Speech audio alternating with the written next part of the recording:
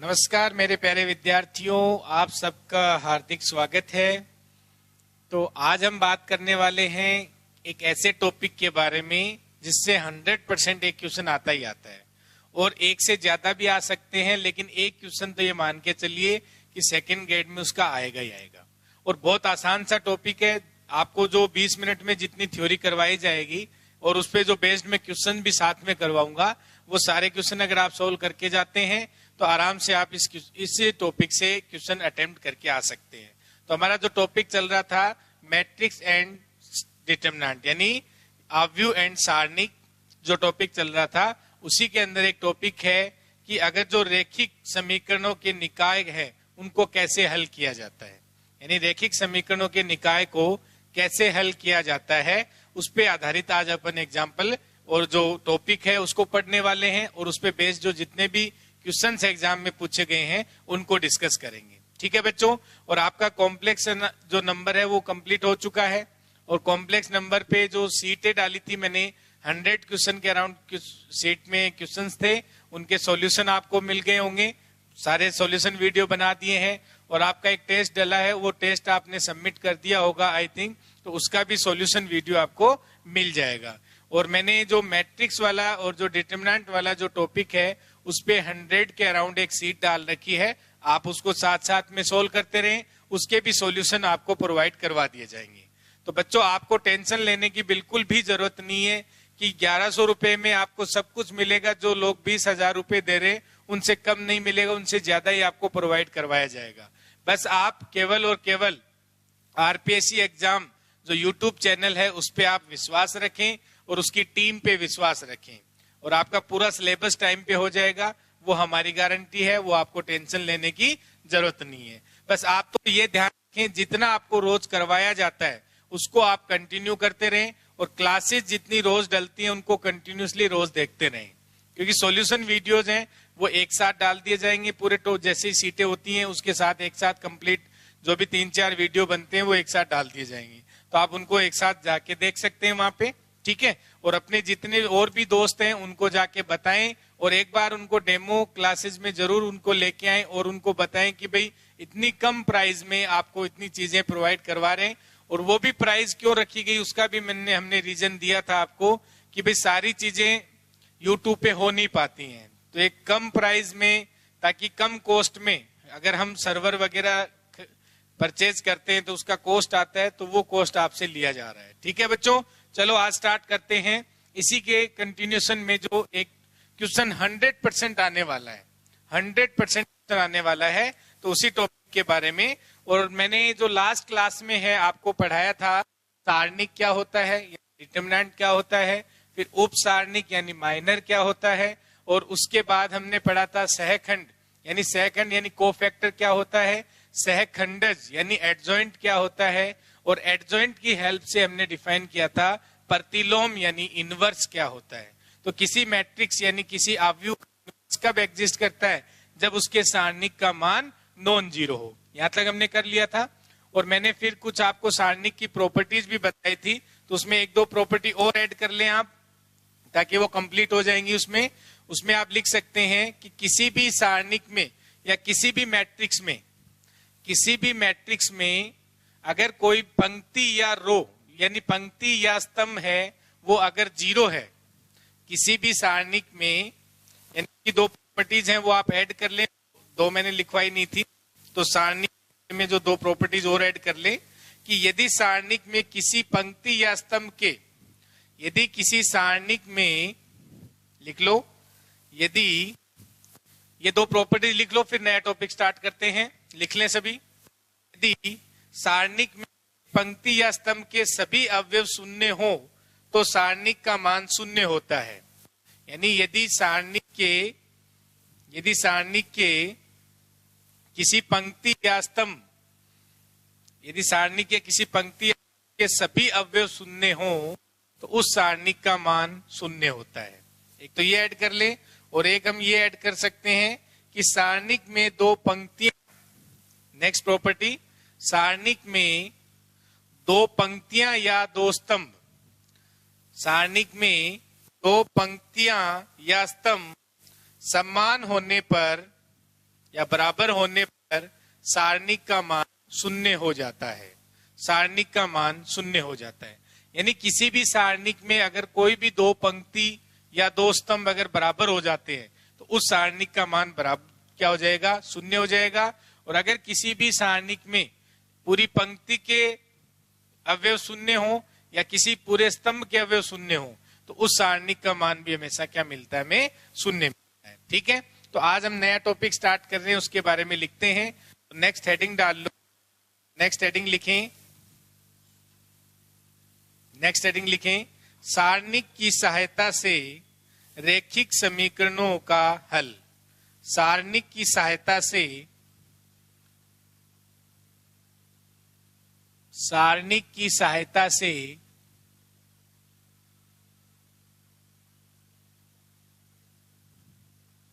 सारणिक की सहायता से रैखिक समीकरणों का हल। रैखिक समीकरणों का हल। तो सारणिक की सहायता से रैखिक समीकरणों का हल, इसे क्रेमर नियम भी बोलते हैं, इसको क्रेमर नियम भी बोलते हैं, वो भी ध्यान रखना, क्रेमर नियम भी बोला जाता है।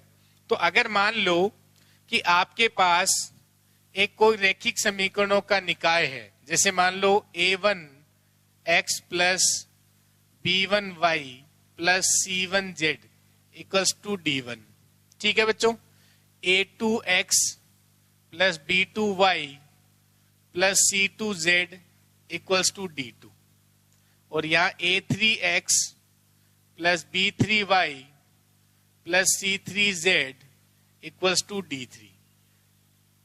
हमारे एग्जाम में या तो 2x2 का पूछा जाता है या 3x3 का, यहां तक अभी तक क्वेश्चन आए हैं। ठीक है, तो सारणी की सहायता से रैखिक समीकरण के निकाय को कैसे हल किया जाता है। ठीक है, तो ये हमारे पास तीन समीकरणें हैं। ठीक है, तीन समीकरणें हैं, तो इस समीकरण के ये जो हमारे पास तीनों समीकरण हैं, तो यहां से x y z की वैल्यू फाइंड करवा सकता है आपसे, या पूछ सकता है कि इस निकाय के पास नंबर ऑफ सॉल्यूशन यानी कितने हल होंगे, इस निकाय के पास कितने हल होंगे, तो ये हमें फाइंड करना है बच्चों। ठीक है, तो बच्चों सबसे पहले आपको क्या करना है, सबसे पहले आप सारणिक डेल्टा बनाएंगे। तो सारणिक डेल्टा आपको बनाना आना चाहिए, यानी यहाँ पे a1 जो x का कोफिशिएंट है a1, यानी फर्स्ट रो जो है, फर्स्ट पंक्ति या फर्स्ट समीकरण की बात कर रहा हूं, तो a1 b1 c1, a2 b2 c2, और यहाँ पे a3 और ये b3 और c3। तो सबसे पहले सारणिक बना लेंगे इस तरीके से। आपको जो भी रैखिक समीकरणों का निकाय दे रखा होगा, अगर दो समीकरण दे रखी है तो 2x2 का बन जाएगा सारणिक आपका, तो ये सारणिक बन जाएगा डेल्टा। एक सारणिक आप बनाएंगे डेल्टा 1, एक सारणिक आप बनाएंगे डेल्टा 1, और डेल्टा 1 का मतलब क्या है कि जो आपके पास इसमें फर्स्ट स्तंभ है, इसकी जगह आप d1 d2 d3 रिप्लेस कर देना, जैसे यानी d1 d2 और d3 ये चेंज हो जाएगा, तो ये डेल्टा 1 डिफाइन हो जाएगा। और बाकी दोनों स्तंभ है वो ऐसे कैसे रहेंगे, मतलब कि सर यहाँ b1 हो जाएगा c1, और ये b2, और ये बच्चों c2, और यहाँ b3, और ये बच्चों c3 हो जाएगा। इसे डेल्टा 1 नाम दिया जाता है। तो सबसे पहले आप डेल्टा बनाना सीख लें, डेल्टा 1 कैसे डिफाइन किया जाता है, फिर डेल्टा 2 कैसे डिफाइन करते हैं। तो डेल्टा 2 में क्या करेंगे बच्चों कि सर जो सेकंड कॉलम है उसको हम d1 d2 d3 से रिप्लेस कर देंगे, तो डेल्टा 2 आ जाएगा। यानी सर a1 और यहाँ d1 और ये c1, तो ये a2 सर ये d2 हो जाएगा, और ये c2, और यहाँ a3 d3 और c3, ये डेल्टा 2 नाम आ जाएगा इसका। और डेल्टा 3 कैसे डिफाइन करेंगे बच्चों, डेल्टा 3 का मतलब हो गया सर जो थर्ड कॉलम है, स्तंभ है, उसकी जगह हम क्या रिप्लेस कर देंगे, d1 d2 d3 रिप्लेस कर देंगे। तो क्या आ जाएगा बच्चों यहाँ a1, और ये आपका हो जाएगा b1, और ये d1, और ये a2, और ये b2, और ये d2, और ये a3, और ये b3, और ये d3। ये हमारे पास डेल्टा, डेल्टा 1, डेल्टा 2, डेल्टा 3 आपको डिफाइन करना आना चाहिए, बस ये जरूर ध्यान रखें। ठीक है बच्चों, तो डेल्टा डिफाइन कर लेंगे, डेल्टा 1 डिफाइन कर लेंगे, डेल्टा 2 डिफाइन कर लेंगे, डेल्टा 3 डिफाइन कर लेंगे, और ये हमें रैखिक समीकरणों का निकाय दे रखा है। तो हमसे पूछा जाता है कि इस रैखिक समीकरण के निकाय के पास कितने हल होंगे। तो यहाँ जो केस हैं उनके बारे में डिस्कस करेंगे कि इसके पास कब अनंत हल होते हैं, कब इसके पास नो हल यानी कोई हल नहीं होता है, कब इसके पास अनंत हल होते हैं, कब इसके पास कोई हल नहीं होता है, और कब इसके पास अद्वितीय हल होता है, कब इसके पास अद्वितीय हल होता है। ये सारी चीजें हमें डिस्कस करनी है। तो बच्चों देखो, पहले सबसे पहले ये आपने लिखा, आपको डेल्टा बनाना आ गया, डेल्टा 1 बनाना आ गया, डेल्टा 2 बनाना आ गया, डेल्टा 3 बनाना आ गया, और ये निकाय है। तो मैं इस निकाय को 2 भागों में बांट रहा हूं। इस निकाय को मैं 2 भागों में बांट रहा हूं। कैसे कि जब आपके जो राइट साइड में है, जब राइट साइड में जो D1, D2, D3 है, अगर ये तीनों जीरो हो जाएं, तो अगर ये तीनों जीरो हो जाएं तो इसे समघात निकाय कहते हैं, यानी रैखिक समीकरणों का समघात निकाय, यानी समघात रैखिक समीकरणों का निकाय हो जाएगा। और अगर इनमें से कोई भी D1, D2, D3 में से एक भी नॉन जीरो आ गया, एटलीस्ट 1 नॉन जीरो आ गया, तो इसे असमघात रैखिक समीकरणों का निकाय कहते हैं। तो ये जरूर ध्यान रखें, सबसे पहले सर हमें डेल्टा निकालना आना चाहिए, 1, डेल्टा 2, डेल्टा, ये हमने डिफाइन कर लिया। अब देखो, इस रैखिक समीकरणों का जो निकाय है, इसको मैं 2 टाइप से डिफाइन करूंगा, दोनों को आपको अलग अलग तरीके से ध्यान रखना है। कैसे देखो,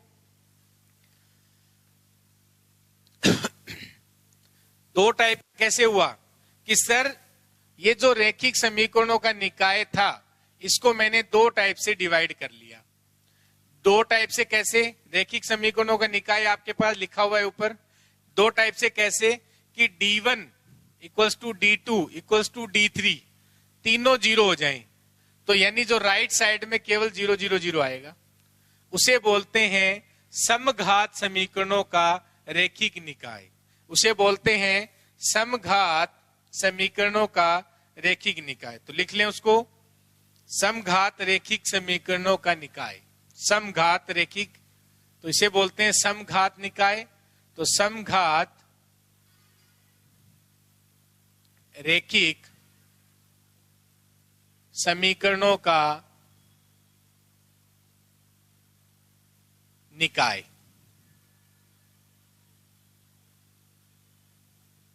यानी तीनों जीरो हो जाएं, यानी साइड में पूरा तीनों जीरो, यानी पूरा वेक्टर जीरो हो जाए, तो सर उसे कहेंगे समघात रैखिक समीकरणों का निकाय।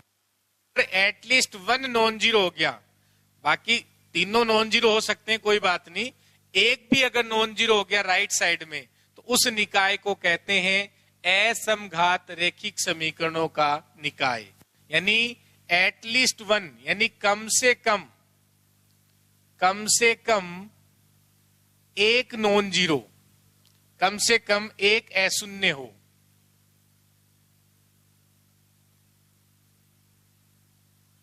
किसमें से? D1, D2 और D3 में से कम एक शून्य अशून्य हो जाए, कम से कम एक शून्य हो जाए, तो इसे कहते हैं असमघात रैखिक समीकरणों का निकाय।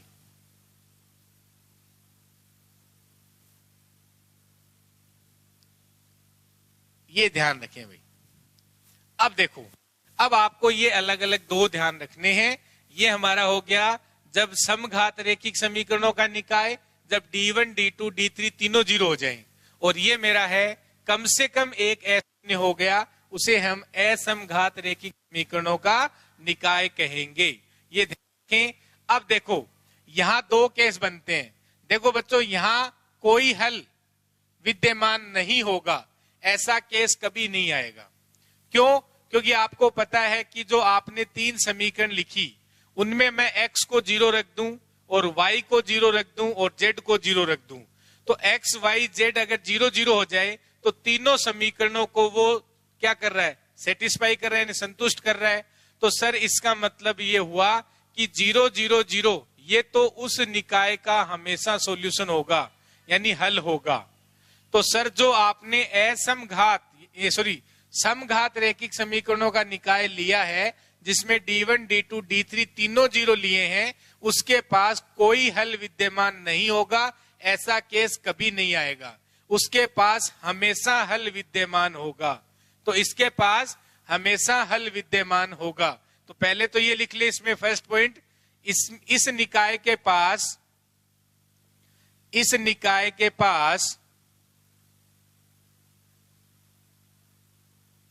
हमेशा हल विद्यमान होगा, हमेशा हल विद्यमान होगा, ये ध्यान रखें।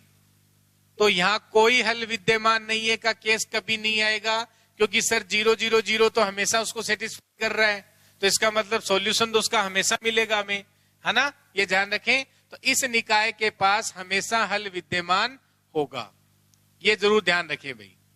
अब सर इसके पास अद्वितीय हल कब होगा और अनंत हल कब होंगे, बस ये दो चीजें हमें ध्यान रखनी है।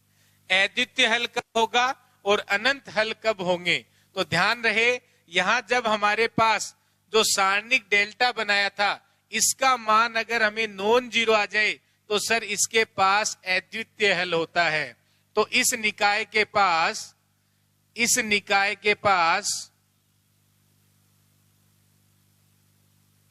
अद्वितीय हल विद्यमान होता है, यानी यूनिक सॉल्यूशन, अद्वितीय हल विद्यमान होता है।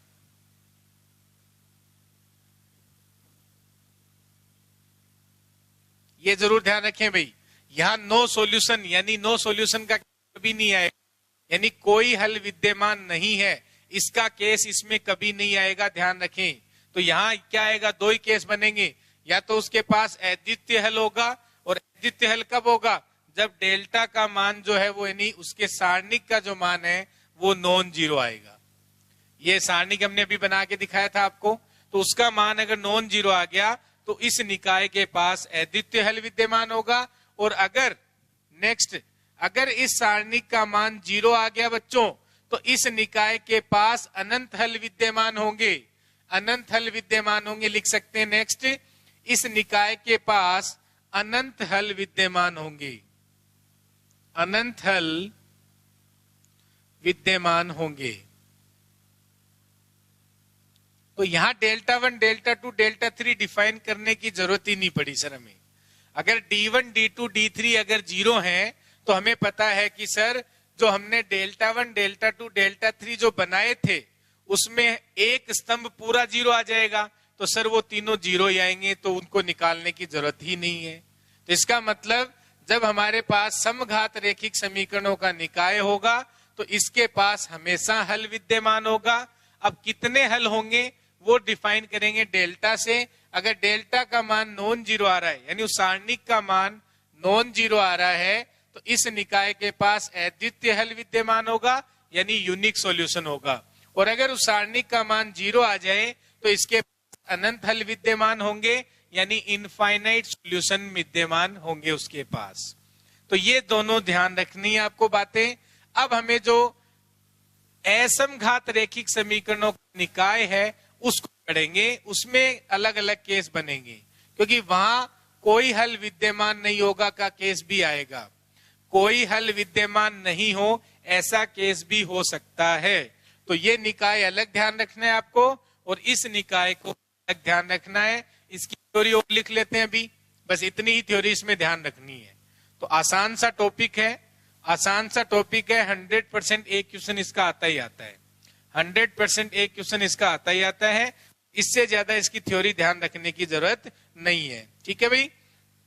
अब देखो, जब हमारे पास असमघात रैखिक समीकरणों का निकाय के बारे में बात करेंगे, तो यहां हमारे पास कम से कम एक D1, D2, D3 में से नॉन जीरो होना चाहिए।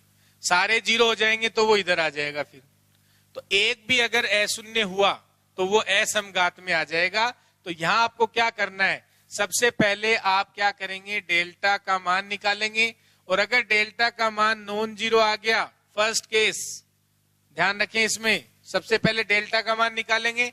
और अगर डेल्टा का मान नॉन जीरो आ गया, तो इस निकाय के पास अद्वितीय हल विद्यमान होगा, इस निकाय के पास भी अद्वितीय हल विद्यमान होगा।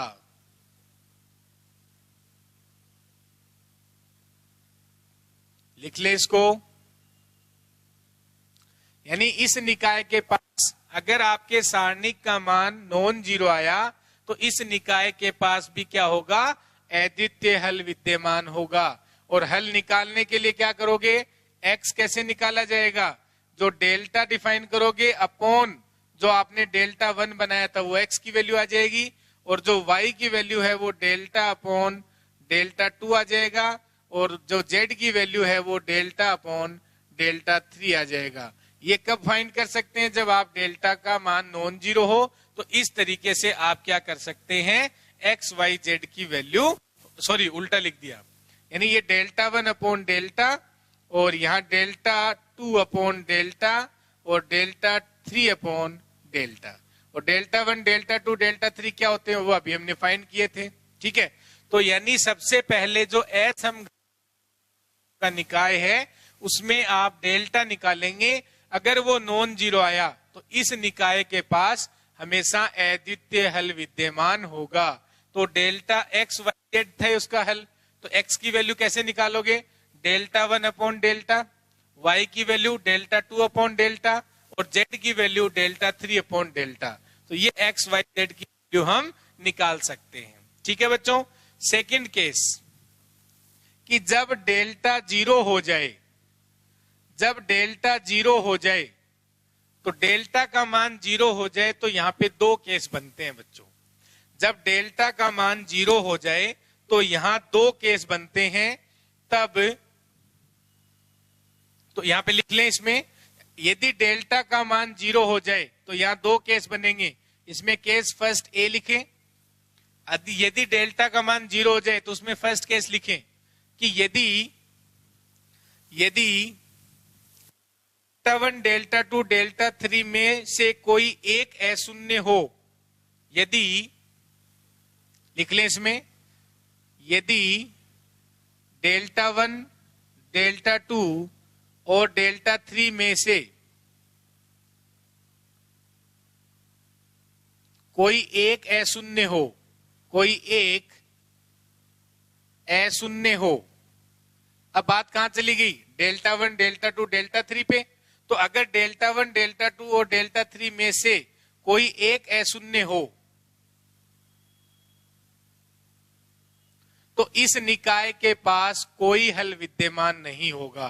तो लिख लें, तो इस निकाय के पास, तो इस निकाय के पास, तो इस निकाय के पास कोई हल विद्यमान नहीं होगा। लिख लें भाई इसको, यहाँ पे जगह नहीं है तो मैं ऊपर से हटा देता हूं, एक बार वहां लिख देता हूं। तो इस निकाय के पास कोई हल विद्यमान नहीं होगा। आप लिख लें इसको, इस निकाय के पास कोई हल विद्यमान नहीं होगा, इस निकाय के पास कोई हल विद्यमान नहीं होगा। ठीक है, सेकंड केस क्या बनेगा इसमें, सेकंड केस क्या बनेगा कि जब डेल्टा तो जीरो है, डेल्टा जीरो है इसी में, जब तो बी जो केस बनेगा, अगर delta 1 equals to delta 2 equals to delta 3, अगर तीनों जीरो हो जाएं, यानी डेल्टा भी जीरो है और अगर ये तीनों जीरो हो जाएं, तो इस निकाय के पास अनंत हल विद्यमान होंगे। तो लिख लें, तब निकाय के पास अनंत अशून्य हल विद्यमान होंगे। लिख लो, तब इस निकाय के पास अनंत अशून्य हल विद्यमान होंगे। तब इस निकाय के पास, तब इस निकाय के पास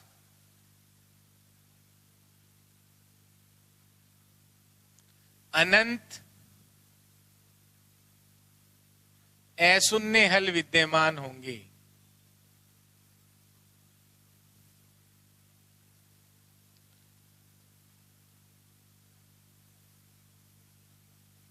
ये लो भी, तो ये पूरी थ्योरी है, इससे ज्यादा इसमें कोई थ्योरी नहीं है, इससे आप सारे क्वेश्चन सोल्व कर सकते हैं। तो सबसे पहले निकाय थे जो रेखिक समीकरणों निकाय है उसको हमने दो टाइप से बना लिया कि जब राइट साइड में D1, D2, D3 तीनों जीरो हो जाएं तो उसे समघात रैखिक समीकरणों का निकाय कहते हैं, और अगर एक भी नॉन जीरो हो गया तो उसे असमघात रैखिक समीकरणों का निकाय कहते हैं। ठीक है बच्चों, तो जहां समघात रैखिक समीकरणों का निकाय है इसके पास हमेशा हल विद्यमान होता है, तो कोई हल विद्यमान नहीं का केस इसमें कभी आता ही नहीं है। तो अब डेल्टा का मान अगर जीरो आ जाता है, नॉन जीरो आता है, तो इसके पास अद्वितीय हल यानी यूनिक सॉल्यूशन मिलता है, और अगर डेल्टा का मान जीरो आ जाता है तो इसके पास अनंत हल यानी इनफाइनाइट सॉल्यूशन मिलते हैं। ये तो इधर हो गया। अब अगर हम इधर आए, हमारे पास असमघात रैखिक समीकरणों का निकाय है, तो इसमें सबसे पहले डेल्टा निकालेंगे आप, और अगर डेल्टा नॉन जीरो आ गया तो इसके पास भी अद्वितीय हल विद्यमान हो जाएगा, तो एक्स वाई जेड निकाल लेंगे अगर पूछी जाए तो, वरना निकालने की जरूरत नहीं है। ऑप्शन में अद्वितीय हल, अनंत हल, कोई हल नहीं, ये ऑप्शन होते हैं। अब अगर मान लो डेल्टा जीरो आता है, तो डेल्टा जीरो आ जाएगा तो फिर यहाँ दो केस बनेंगे, उसके पास कोई हल विद्यमान नहीं हो ऐसा भी हो सकता है, और उसके अनंत अशून्य हल विद्यमान हो ऐसा भी हो सकता है। वो फिर डिसाइड करेंगे अपन डेल्टा 1, डेल्टा 2, डेल्टा 3 से। अगर ये तीनों जीरो हो जाते हैं तो इसके पास अनंत अशून्य हल विद्यमान होंगे, और कोई भी एक नॉन जीरो आ गया यानी अशून्य आ गया तो इसके पास कोई हल विद्यमान नहीं होगा। तो ये थ्योरी थी, कंप्लीट हो गई, ध्यान रखें आप। अब इन पे बेस्ड जो भी क्वेश्चंस एग्जाम में पूछे गए हैं उनको अपन 1 बाय 1 हल कर लेते हैं। ठीक है बच्चों, तो लिखें फर्स्ट क्वेश्चन। तो पहले सबसे आसान क्वेश्चन लेते हैं 2 क्रॉस 2 का, फिर एग्जाम में आए हुए क्वेश्चंस लेते हैं। तो लिखें, एक निकाय देता हूं, उसके आपको सॉल्यूशन बताने हैं कितने होंगे। तो ये थ्योरी ध्यान रखें, इतनी थ्योरी आपको याद रखनी है, इससे सारे क्वेश्चन हो जाएंगे आपके ना।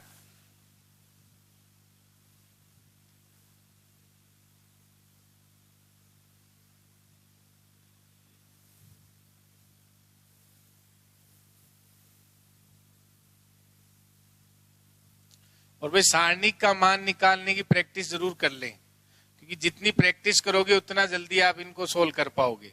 तो ये सारी चीजें प्रैक्टिस पे डिपेंड करती हैं, तो आप जितनी ज्यादा प्रैक्टिस करोगे उतना ज्यादा आपको फायदा होगा। तो सारणिक आप कोई भी मैट्रिक्स उठाएं, 3 कोई भी वैल्यू रख लें अपने मर्जी से, और उनके सारणिक निकालने पे प्रैक्टिस कर लें।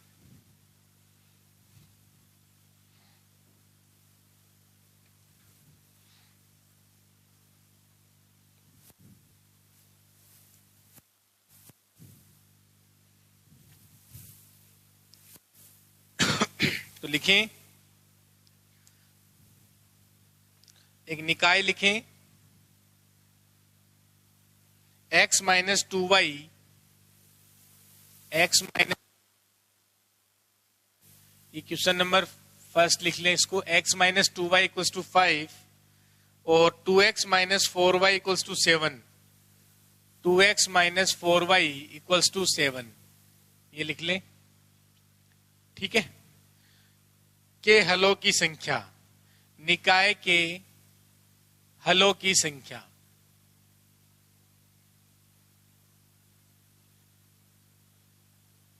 ये हमें फाइंड करनी, बताएं इसके निकाय के हलों की संख्या।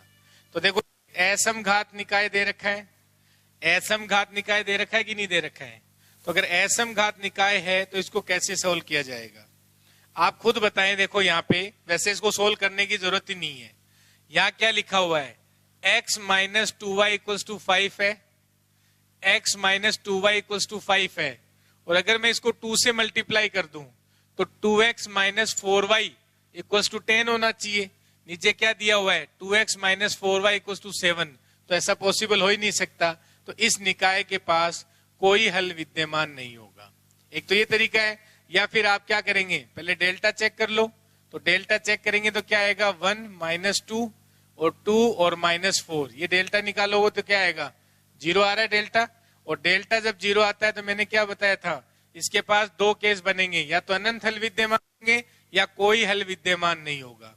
या तो अनंत हल विद्यमान होंगे या कोई हल विद्यमान नहीं होगा।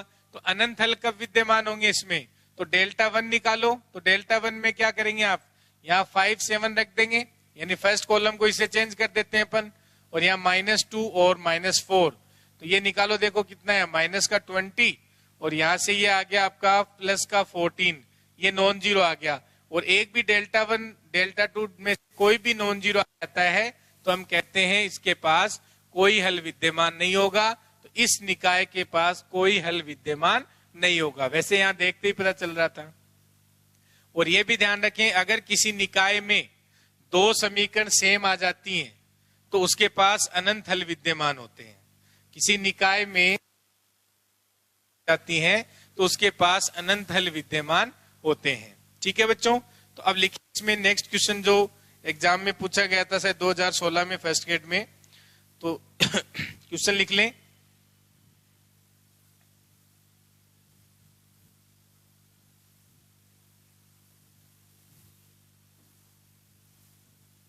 तो नेक्स्ट क्वेश्चन लिखें, x plus 2y plus 3z equals to 1। Question लिख लें, x प्लस 2y प्लस,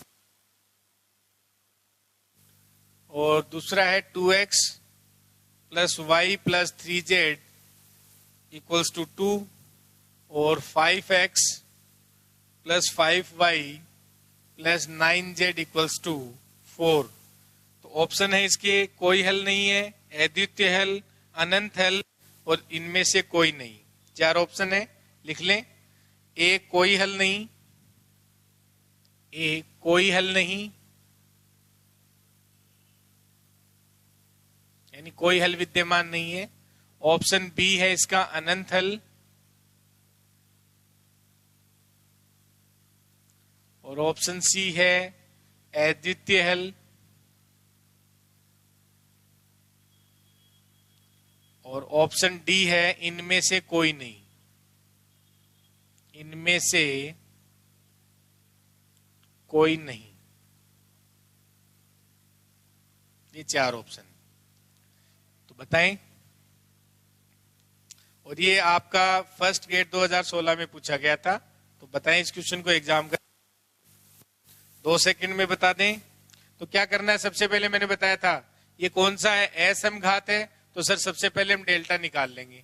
तो डेल्टा निकालो, क्या आया 1 2 3 और यहां से 2 1 और 3 और ये आ गया 5 5 और 9, ये हो गया। अब डेल्टा निकाल लो, इसका क्या आ रहा है, तो 1 के करस्पॉन्डिंग निकालेंगे तो 9 माइनस, तो ये हो गया आपका 6, तो ये माइनस का 6, फिर माइनस का 2 और ये हो गया यहाँ पे 18 माइनस 15, तो ये 3 और यहाँ प्लस का 3 और ये आ जाएगा यहाँ से, ये 10 हो गया, 10 माइनस 5 तो ये 5। तो देखो यहाँ से ये -6 और प्लस का 15, तो ये नॉन जीरो वैल्यू आ रही है। तो नॉन जीरो आ गया, इसका मतलब इसके पास अद्वितीय हल विद्यमान होगा। अगर डेल्टा नॉन जीरो आ गया इसका मतलब क्या है सर, इसके पास अद्वितीय हल विद्यमान होगा, इसके पास अद्वितीय हल विद्यमान होगा। तो इस टाइप के क्वेश्चन है वो एग्जाम में पूछे जाते हैं। फर्स्ट ग्रेड 2011 में पूछा गया था, वो लिखें फर्स्ट ग्रेड 2011 में, फिर सेकंड ग्रेड 2013 में क्वेश्चन आए हुए सारे करते हैं।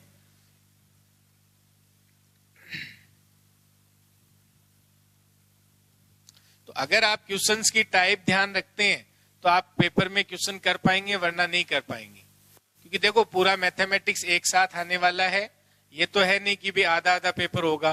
पूरा मैथमेटिक्स आएगा, पूरा आपका 9th का हो गया, 12th हो गया, बीएससी का पोर्शन हो गया, जीके हो गया पूरा, और फिर मेथड, टीचिंग मेथड वगैरह हो गए, तो खूब सारा आता है।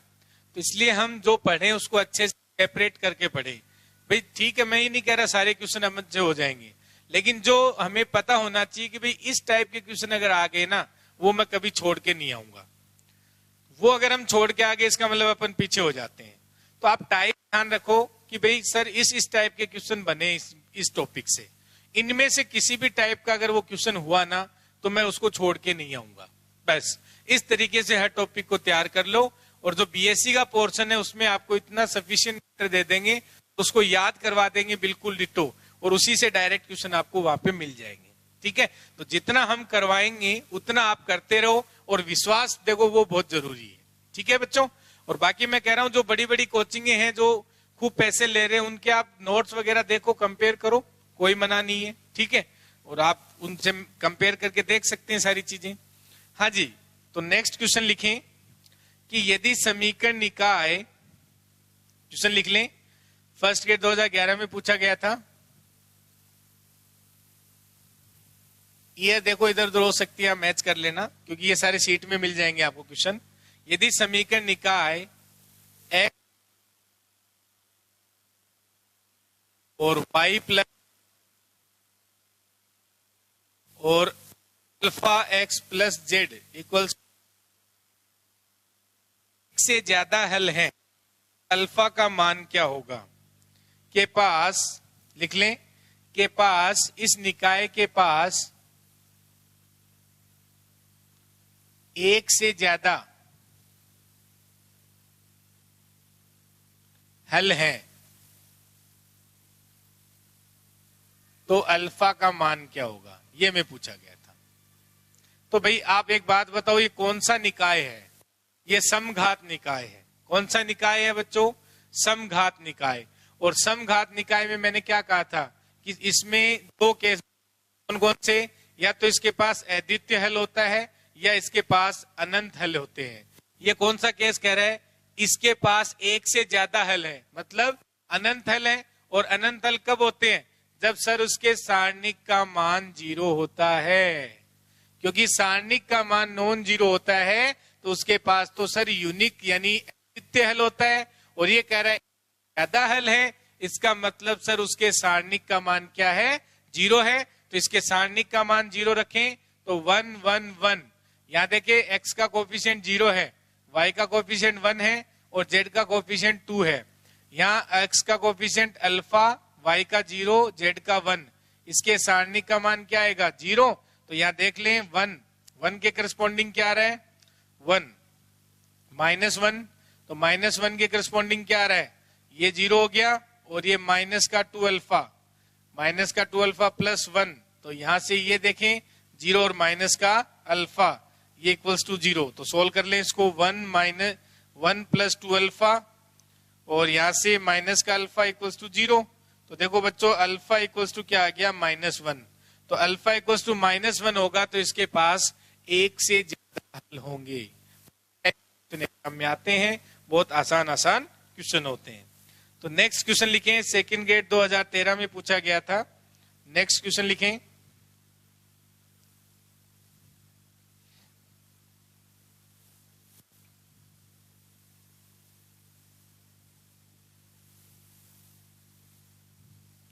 तो नेक्स्ट क्वेश्चन लिखें इसमें 2013 में सेकंड गेट में आया था।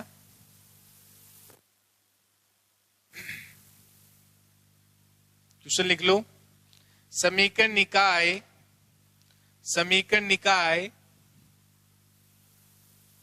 3x और 6x - 2y इक्वल्स के हलों की संख्या, इस निकाय के हलों की संख्या। तो देखो यहां पे आप ध्यान दो, मैंने क्या कहा कि जब ऐसा निकाय हो जिसमें दो समीकरण अगर सेम आ जाएं तो उसके पास अनंत हल होते हैं। आप देख लो ये जो समीकरण है इसमें से मैं 2 कॉमन लेके डिवाइड कर दूं तो ये सेम ही तो है। ये समीकरण इस समीकरण को अगर 2 से मल्टीप्लाई कर दो तो ये दोनों सेम है कि नहीं है? तो या तो डायरेक्ट लिख सकते थे आप इसके पास कितने हल होंगे? अनंत हल विद्यमान होंगे। या फिर देखो यहां से हम इसको सोल्व कर लो आप, तो डेल्टा निकालोगे तो हमेशा 0 आएगा। 3 - 1 6 - 2 देख लो, -6 और +6 ये 0 आ गया। अब डेल्टा 1 निकाल लो, वो भी 0 आएगा देख लो, क्योंकि यहाँ 5 और ये 10 हो जाएगा, -1 और 2 तो ये 0 आ रहा है कि नहीं आ रहा है? ऐसे डेल्टा 2 निकालो, वो भी 0 आएगा। तो ये हो जाएगा आपका 3 6 और यहाँ 5 और यहाँ 10, तो ये हो गया 30 और ये 30 ये 0 हो गया। तो इसके पास अनंत हल विद्यमान होंगे, इसके पास अनंत हल विद्यमान होंगे। ठीक है बच्चों, कुछ अच्छे क्वेश्चन और करते हैं, ये तो आसान आसान क्वेश्चन आते हैं एग्जाम में। एक ये देखो आरएस में पूछा गया था 2007 में, तो उसमें अच्छा क्वेश्चन है, इसको भी ध्यान से देखें, इसको भी। नेक्स्ट क्वेश्चन,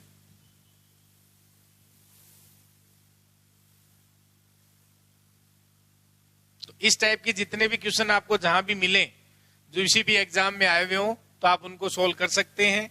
जैसे क्वेश्चन है, ये आरएस 2007 में पूछा गया था, एक समीकरण निकाय है x plus a y equals तथा a z plus y equals to 0 तथा a x plus z equals to 0, a x plus z equals to 0, ठीक है। तो के अनंत हल हैं, तब ए का मान क्या होगा? के अनंत हल हैं के पास, इस निकाय के पास अनंत हल हैं। कितने हल हैं? अनंत हल हैं, तो ए का मान ये हमें फाइंड करना है। तो देखो मैंने बताया था बच्चों, ये फिर कौन सा निकाय? समघात निकाय है। समघात निकाय के पास अनंत हल कब होते हैं? जब सर सारणिक का मान 0 आ जाता है, यानी डेल्टा का मान 0 आ जाता है। अब इसमें डेल्टा बनाने में गलती करके आते हैं बच्चे, क्योंकि ये जरूर ध्यान रखना कोफिशिएंट कंपेयर करते हुए, जैसे यहां तो ठीक है इसने 1a0 लिखा, जेड का कोफिशिएंट 0 है, लेकिन यहां इसने देखो चालाकी क्या की कि पहले जेड का कोफिशिएंट लिख दिया, फिर वाई का लिख दिया, लेकिन एक्स का कोफिशिएंट तो 0 है और वाई का कोफिशिएंट 1 है और जेड का कोफिशिएंट यहाँ a है। तो ये कोफिशिएंट है, वो कंपेयर करके लिखो, तब ध्यान रखना। कई बार हम उनको, जैसा उसने जैसे जेड पहले जेड लिख दिया फिर एक्स लिख दिया, तो हम गलती करके ये आते हैं कि यहाँ पे ए लिख देते हैं, यहाँ 1 लिख देते हैं, है ना। तो ये गलती ना करें, एग्जाम में ध्यान दें, ठीक है। और यहां से ए हो जाएगा, ये 0 और ये 1, इसका मान 0 होगा सर। तो अब निकाल लें 1, ये 1 माइनस 0, तो ये 1 आ गया माइनस ए, तो यहां से ये हो गया 0 और ये माइनस का ए स्क्वायर, माइनस का ए स्क्वायर इक्वल्स टू 0। तो ये 1 minus minus plus a cube equals to 0। तो ए की वैल्यू क्या आ गई? -1। ए की वैल्यू क्या आ गई? -1। तो वो ऑप्शन में दे रखे थे, उस पर आप कर सकते हैं, वैसे रखें, ठीक है। तो a इक्वल्स टू अगर -1 होगा तो इस निकाय के पास अनंत हल विद्यमान होंगे, अनंत हल विद्यमान होंगे। तो इस टाइप से अलग अलग टाइप के क्वेश्चन एग्जाम में पूछे जाते हैं, ठीक है बच्चों। अब देखो और क्वेश्चन लेते हैं।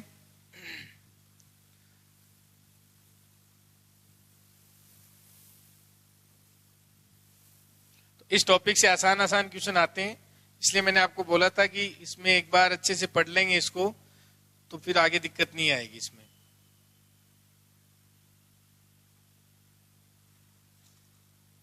जैसे एक क्वेश्चन और करें, मैं देता हूं आपको, ये भी अच्छा क्वेश्चन है कि यदि समीकरण निकाय, ये क्वेश्चन लिखें, समीकरण निकाय k+1 into x plus 8y equals to है मेरे, और एक है kx plus k+3 into y equals to मेरे पास है 3k-1 के अनंत हल हैं, तब k का मान क्या होगा? के अनंत हल हैं, के अनंत हल हैं,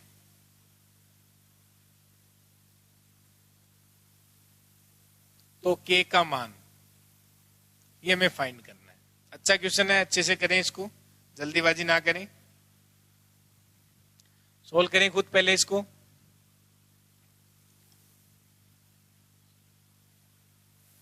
तो इसमें सबसे पहले कौन सा असमघात है, तो पहले डेल्टा फाइंड करो क्या आ रहा है, वहां से आइडिया लगेगा। यहाँ k+1 है, अच्छा अनंत हल दिए हैं। अब देखो ये ध्यान रखें, अब हमें एक चीज तो ये पता चल गई सर कि इसके पास अनंत हल हैं, और ये कौन सा निकाय है? असमघात निकाय है। और अनंत हल होते हैं तो सर एक तो डेल्टा 0 होता है। इसमें क्या पता चला सर, डेल्टा भी 0 होगा, और डेल्टा 0 होने से काम नहीं चलेगा, क्योंकि डेल्टा 0 तो जब कोई हल विद्यमान नहीं होता तब भी होता है, लेकिन साथ में सर डेल्टा 1, डेल्टा 2 और डेल्टा 3 ये तीनों भी 0 होंगे। ये तीनों भी क्या होंगे बच्चों? 0 होंगे। बस ये जरूर ध्यान रखें ये गलती हम करके आते हैं। हम क्या करेंगे, देखो अभी यहाँ पे ध्यान देना, अच्छा क्वेश्चन है। k+1 ये 8 हो गया, या k हो गया, और ये k+3 हो गया। ये सारणिक का मान निकालने, पहले क्या आएगा देखें। तो यहाँ पे क्या आएगा, k+1 इंटू k+3 ये हो जाएगा, और यहां से -8k ये हो जाएगा बच्चों, और ये 0 आएगा हमें पता है, तो ये वैल्यू 0 हो जाएगी। तो यहां से k² और ये प्लस का 3k और प्लस का k+3 -8k इक्वल्स टू 0 हो जाएगा। इसको सिंप्लीफाई करेंगे तो यहाँ k² और ये देखो 4k, तो माइनस का 4k और +3 इक्वल्स टू 0 हो गया। तो सर इसके रूट निकालो, तो k² और यहां से क्या आ जाएंगे बच्चों, यहाँ माइनस का 4 लेके आना है, तो -3k और -k+3 इक्वल्स टू 0 हो जाएगा। तो यहां से इसके रूट क्या है, देखो k कॉमन लेंगे तो k-3, और यहां से -1 कॉमन ले लो, तो यहाँ भी k-3 ये 0 हो गया। तो बच्चों k के जो रूट आ गए वो 1 और 3 आ गई। k की वैल्यू क्या आ गई, 1 और 3 आ गई। ठीक है, k की जो वैल्यू आई वो क्या आ गई, 1 और 3 आ गई। ठीक है, अब देखो अगर k की वैल्यू 1 और 3 आई, तो अब हमें ये देखना है कि इस निकाय के पास अनंत हल कब होंगे सर।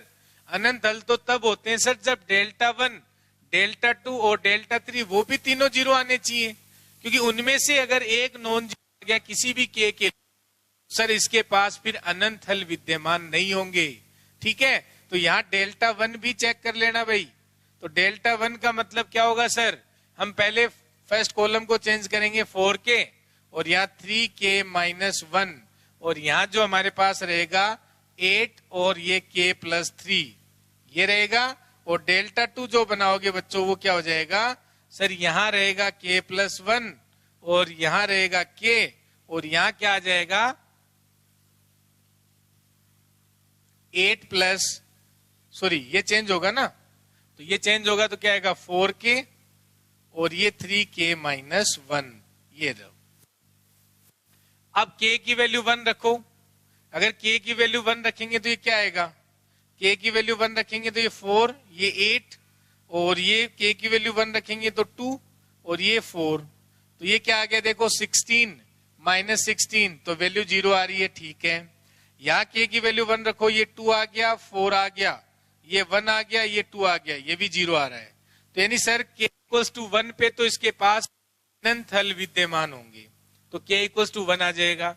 क्या k = 3 के लिए भी ये हो रहा था, तो k = 3 के लिए Δ1 चेक करो, तो k = 3 के लिए कितना आ रहा है, ये 12 ये 8 हो जाएगा, और k = 3 करेंगे तो 9 - 1 यानी ये 8 हो गया, और ये k = 3 करेंगे तो ये 6 हो गया।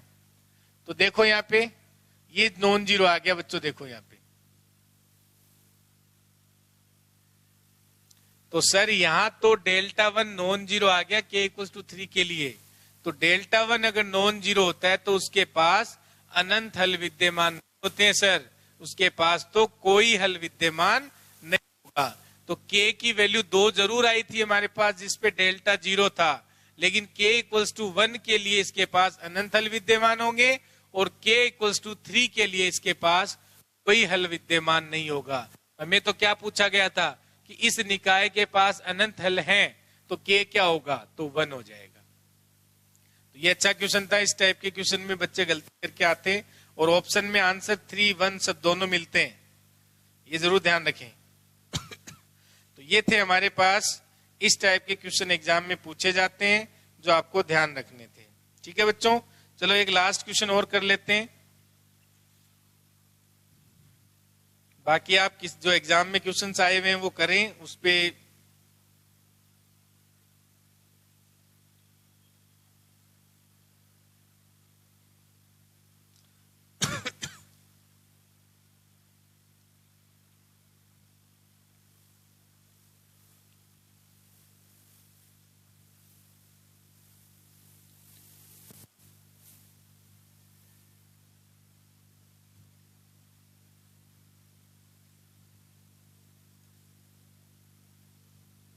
एक क्वेश्चन मैं आपको देता हूं घर के लिए, आप करें ट्राई उसको। तो नेक्स्ट क्लास में उसको डिस्कस कर लेंगे। तो आप क्वेश्चन लिख लें। समीकरण निकाय x plus y plus z equals to 6, x plus 2y plus 3z equals टू 10 और x plus 2y plus lambda z equals to mu का कोई हल नहीं है, का कोई हल नहीं है। तो option A first, lambda non zero हो और म्यू भी नॉन जीरो हो। ऑप्शन बी लिखें, लैम्डा इक्वल्स टू 3 हो और म्यू नॉट इक्वल्स टू 10 हो तब। ऑप्शन सी लिखें, लैम्डा इक्वल्स टू 3 और म्यू इक्वल्स टू 10 हो। और ऑप्शन डी लिखें, जब लैम्डा इक्वल्स टू 3 हो और म्यू कोई भी रियल नंबर हो। तो ये ध्यान रखें, 4 ऑप्शन है। इसके पास कोई हल नहीं है तो उसमें, उस केस में लैम्डा और म्यू के बारे में आपसे पूछा गया है। तो ये एक अच्छा क्वेश्चन है, इसको आप ट्राई जरूर करना, ऐसे ही मत छोड़ना। बाकी नेक्स्ट क्लास में हम इसको अच्छे से डिस्कस करेंगे और बाकी जो बचा हुआ पोर्शन है इसका, उसको हम डिटेल से करेंगे। यानी आगे वाली क्लास में हम एडजॉइंट यानी सहखंडज था उसकी प्रॉपर्टी और यानी इनवर्स की प्रॉपर्टी, और जो हमारे पास जो कुछ मैट्रिक्स बच गई हैं, सम्मित मैट्रिक्स, असम्मित मैट्रिक्स और व्युत्क्रमणीय मैट्रिक्स, अव्युत्क्रमणीय मैट्रिक्स, ये सारी मैट्रिक्सों में कुछ बच गई है। लांबिक मैट्रिक्स यानी कि जो जो सम्मित मैट्रिक्स है उसको सिमेट्रिक, असम्मित यानी स्क्यू सिमेट्रिक मैट्रिक्स, और व्युत्क्रमणीय मैट्रिक्स यानी जिसको हम बोलते हैं नॉन सिंगुलर मैट्रिक्स, और अव्युत्क्रमणीय मैट्रिक्स यानी कि सिंगुलर मैट्रिक्स होती हैं, ठीक है। और लांबिक मैट्रिक्स का मतलब होता है कि जब आपके पास कोई ऑर्थोगोनल मैट्रिक्स हो। तो ऑर्थोगोनल मैट्रिक्स इनके बारे में भी क्वेश्चन पूछा जाता है। तो ये टाइप करेंगे और फिर सारी की हल करने की कुछ विधियां हैं जो एग्जाम में डायरेक्ट हमें ध्यान रखनी है, वो हम हल करेंगे। तो इतने में अपना टॉपिक कंप्लीट हो जाएगा, ठीक है बच्चों। तो इसको आप देखें और इस क्वेश्चन को ट्राई करें। तो इसलिए मैं कह रहा हूं, आप केवल क्वेश्चन की टाइप पे ध्यान दें कि भाई इस टाइप के क्वेश्चन अगर आ गए ना तो मैं करके आऊंगा, अगर उससे बाहर आ गया तो मैं उस क्वेश्चन को, तो वो भी हमें पता चल गया कि ये क्वेश्चन अपने का है, ये नहीं है, तो वो बचाएगा। बाकी जगह दे सकते हैं उस टाइम, क्योंकि कट ऑफ तो आपने देखी है ना कितनी गहरी है, कहाँ सारे क्वेश्चन करके जरूरी है। लेकिन जितना पढ़ रहे हैं उतना में से अगर आया तो वो जरूर करके आए अपन। तो हम सर टाइप याद कर रहे हैं और कुछ नहीं है, और जितने टॉपिक साथ में और उनकी टाइप साथ साथ में लिखते रहो कि भाई इस जवाब से कभी भी कि भाई बताओ मैट्रिक्स और डिटरमिनेंट में आपने क्या पढ़ा, अरे सर उसमें तो इस टाइप के क्वेश्चन आते हैं, उनको ऐसे ऐसे सोल्व किया जाता है, हमें इतना पता है बस। उसमें से अगर आएगा तो हम छोड़, बाकी हमें पता नहीं है। देखो पढ़ने को हर सब्जेक्ट में बहुत कुछ होता है मैंने कहा, लेकिन हमें एग्जाम के इधर उधर ही रहना है, बहुत ज्यादा इधर जाना है, वरना फिर आप एग्जाम से बाहर पहले ही हो जाओ। मैंने कहा अगर आप लेवल की बात करते हैं तो मैं IIT JEM और नेट JRF को पढ़ता हूँ, तो वहां लीनियर अलजेब्रा किस लेवल का आता है आप जानते हो। लेकिन वो चीजें मैं यहाँ आपको नहीं बता सकता क्योंकि कोई फायदा नहीं होगा। अगर वो अगर मेरे को ऐसा करना है कि भाई देखो मेरे को ये आता है, मेरे को वो आता है, वो मैं आपका टाइम खराब कर सकता हूँ, मैं मेरी हवाबाजी कर सकता हूँ, लेकिन आपका उसमें होगा। क्योंकि देखो इनके जो सॉल्यूशन है ना, मैं सिस्टम ऑफ लीनियर इक्वेशन से भी बता सकता था, लेकिन उसमें आपको रैंक फाइंड करना या रो इक्विवेलेंट फॉर्म वगैरह ये सारी चीजें अपन को नहीं आती हैं अच्छे से, तो इसलिए हम उसमें नहीं जाएंगे। हम वही काम करेंगे तो हमसे हो पाएगा, ठीक है। और अगर किसी बच्चे को लगता है कि लेवल, तो वो बिल्कुल मेरे से मिले और बात करे, मैं उस लेवल का भी पढ़ा दूंगा। लेकिन मैं कह रहा हूँ एग्जाम में वही कर के बस होगा, वही हो पाएगा। तो कुछ लोग कहते हैं हवाबाजी कि ये हम ये पढ़ा दे, तो भाई एग्जाम भी तो देखो ना, आप एग्जाम के क्वेश्चन भी तो सोल्व करो साथ में, ताकि आपको आइडिया लगे कि वहां किस चीज की जरूरत है। तो ये जरूर खास करके ध्यान रखना आपको कि हमें करना है जितना हम खुद कर पा रहे हैं। मैं कितना कर पा रहा हूं वो इंपॉर्टेंट नहीं है, आप खुद कितना कर पा रहे हैं, आप एग्जाम में वही करके आए। और एग्जाम देने आप ही जाएंगे, मैं नहीं जाने वाला हूं साथ में। तो जितना आपसे हो पाए उतना अच्छे से तैयार करें, तो आपका सिलेक्शन 100% हो जाएगा। और गाइडेंस बहुत जरूरी है भाई, ये नहीं कि उधर उधर का वो पढ़ लिया ये पढ़ लिया, बिल्कुल आप वो पढ़िए जो एग्जाम के आसपास आता है। और ये पता कैसे चलता है, आप एग्जाम के पेपर उठाओ, उसमें जो पिछले ईयर्स के जो पेपर हैं उनको एनालिसिस करो, उससे आइडिया लग जाएगा कि हमें क्या पढ़ना चाहिए। अब ये तो है नहीं कि इस बार वो बहुत ज्यादा आपके, अगर पेपर टफ आएगा तो वो सभी के लिए आएगा, आपके लिए चल अलग से नहीं आएगा। तो इसलिए अच्छे से तैयारी करें, और अभी आपके पास खूब टाइम है, प्रैक्टिस ज्यादा से ज्यादा करें। ठीक है बच्चों, थैंक यू। मिलते हैं नेक्स्ट क्लास में अगले टॉपिक के साथ। Thank you.